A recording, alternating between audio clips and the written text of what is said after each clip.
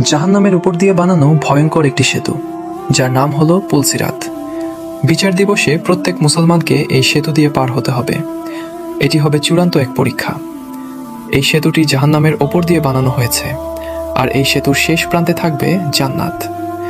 যে ব্যক্তি এই সেতু পার হয়ে যাবে সে ব্যক্তি জান্নাতে চলে যাবে, আর যে ব্যক্তি পুলসিরাত পার হতে গিয়ে নিচে পড়ে যাবে সে ব্যক্তি জাহান্নামে চলে যাবে। সেই দিন মানুষ এই সেতু পার হবে তার ঈমানের শক্তিতে ও আমলের ভিত্তিতে। দুনিয়ার জীবনে যে যত বেশি আমল করবে তারা খুব সহজেই এই সেতু পার হয়ে যাবে। মুমিন ব্যক্তিরা এই সেতু আলোর গতিতে পার হয়ে যাবে। আবার কিছু মুমিন ব্যক্তিকে ফেরেশতা এসে নিজ হাতে সাহায্য করে পার করে নিয়ে যাবে।